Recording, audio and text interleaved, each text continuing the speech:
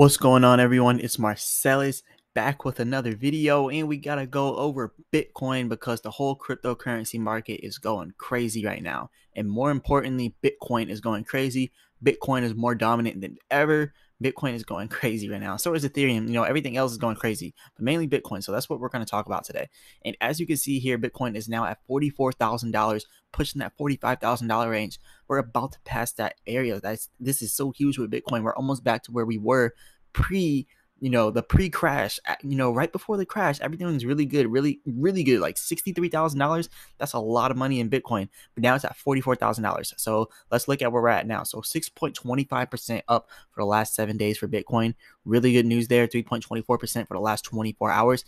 But then you see Ethereum. Ethereum 8.94% for the last 24 hours, beating Bitcoin there by a lot in gains, and 23.15% in the last 7 days. So yeah, Ethereum is really outweighing Bitcoin with the gains right now. But anyways, we have a lot going on inside the crypto market. So that's what we're going to go over. As you can see here at the top of the screen, Bitcoin dominance is at 45.6%. Ethereum is only at 20%. So yeah, Bitcoin is very dominant right now over the whole crypto market. A lot of money is flowing through crypto right now. As you can see, $837 million now inside of Bitcoin. Really good news there. Bitcoin is just going crazy. Let's go over some of the news that we have for Bitcoin, though, because we have a lot of stuff to go over. So the first thing I want to talk about with Bitcoin right now is the Bitcoin ATMs. Bitcoin ATMs have been popping up all over the world, not just the United States, all over the world, but really now in the United States, it's becoming really dominant over here. So they're going to be putting a lot of ATMs, a lot of Bitcoin ATMs at the retail Circle K. Circle K is also a gas station, and it's a little quick store. It's like a convenience store. So now they're about to have these Bitcoin ATMs over there at the Circle K. So that's pretty cool. It says over here, buying cryptocurrency will be as easy as filling up and grabbing snacks after a new deal to install Bitcoin ATMs in a national wide convenience store and gas station chain, or nationwide. New Yorkers will soon be able to fill up the gas tank and buy cryptocurrency after gas station chain Circle K announced a deal to install Bitcoin ATMs. And it's not just going to be in New York, it's going to be everywhere. Everywhere is going to do this. And it says over here, our goal is to provide as much access as we possibly can for our customers by putting more ATM machines in all 50 states, not just New York, but all 50 states, including throughout New York. So this is really big right here. It says users can feed traditional cash into a Bitcoin ATM to quickly and easily buy the cryptocurrency using their cell phones to create a digital wallet to house the funds they're purchasing at the automated tellers. So really good news here with this whole crypto ATM thing. They're gonna have these Bitcoin ATMs all over the U.S. So that's really cool. They're putting them all over El Salvador. They're just all over the place. So let's go on to our next thing now. So for this next thing with Bitcoin, why Bitcoin's mainstream acceptance is inevitable. Now, it is truly inevitable. Let's read it. It says, now over a decade since the world got the first cryptocurrency, and this cryptocurrency is still thriving, which is the number one, the top one, which is Bitcoin. Today, Bitcoin has a market cap of almost 1 trillion, blah, blah, blah. Remember, it was about 1.4 to 1.6 trillion before all this craziness happened, before all these crashes started happening. It was all the way up there.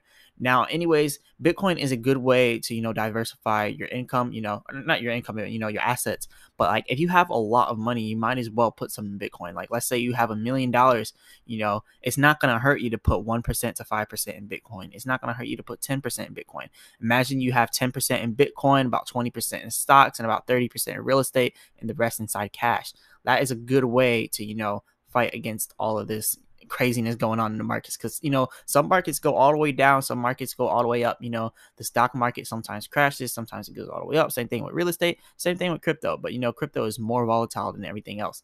But let's move on to our next thing with Bitcoin.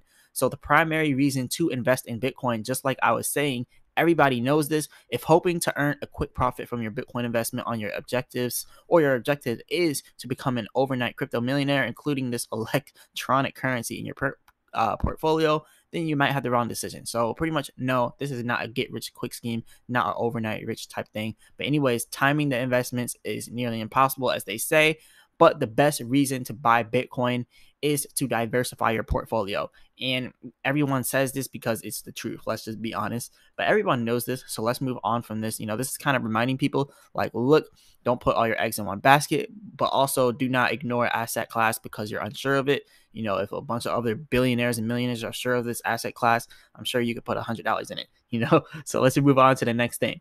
So the next thing we have right now is the U.S. Senate, and this guy is really pushing for crypto to not get slandered inside the whole thing that's going on, the whole regulation with crypto. It's just crazy. Like I don't even want to talk about it because it just aggravates me having stuff like this happening. People trying to tax crypto. Just imagine you make so much money off crypto and then you get it all taxed, 50% plus taxed. But anyways, let's go over this. So U.S. Senator urges Congress to stop Treasury from picking winners and losers in crypto. So pretty much what they're saying, they're gonna start targeting certain exchanges, pretty much the larger ones. But anyways, let's go over this. So he says the U.S. Senator urges lawmakers not to crush crypto innovation, right? So following the endorsement of a crypto tax amendment by the White House, concerns have been raised that the U.S. government is picking winners and losers in the crypto space. So 2 crypto tax amendments to the $1 trillion infrastructure bill have been introduced, but the White House has chosen to endorse the one that favors proof of work over all the consensus mechanisms, including proof of stake. So they're really turning a blind eye to proof of stake. They don't like proof of stake. Now, Senator Pat Toomey is one of the sponsors of the amendment that is not endorsed by the Biden administration, but has gained support within the crypto community, he tweeted Friday. So it says over here, while I appreciate that my colleagues in the White House have acknowledged the original crypto tax had flaws, the Warner-Portman amendment picks winners and losers based on the type of technology employed. That's horrible for innovation.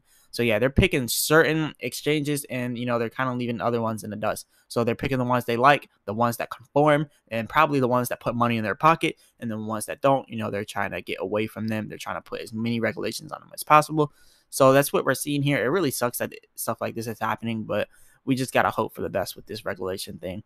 But let's move on to the next point, which is CEO of Tesla, Elon Musk. He was talking about this. He was talking about the whole thing with the regulations that we're just now talking about, and he made his own comment on it. So he says that they're hasty regulations. He calls them hasty. So anyways, he says down here, he made a whole tweet over here responding to Brian Armstrong, and he said, agreed. Well, first let's read what Brian Armstrong said.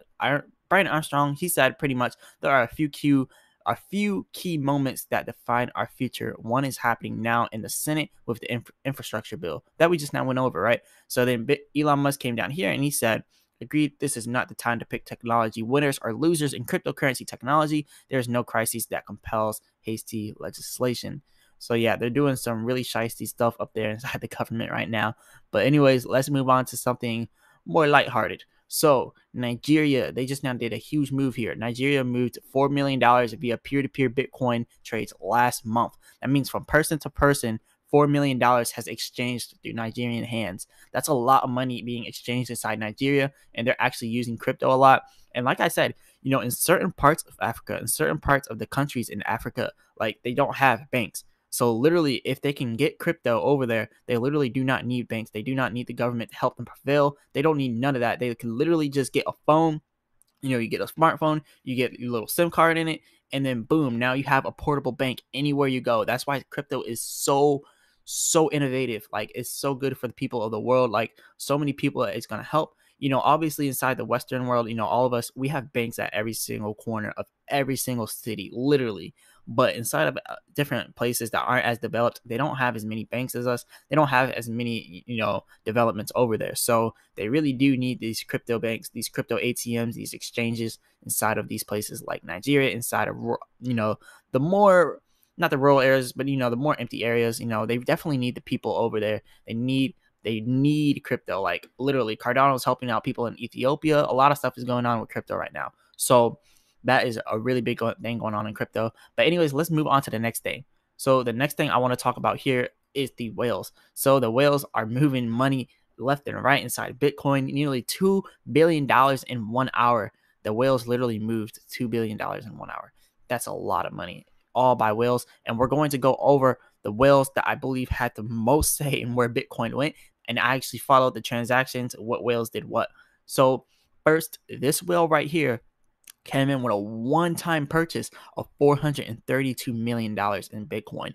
one-time purchase. They did it yesterday, right as everything started to increase. They came in at $42,000 and they bought in 432 million Bitcoins.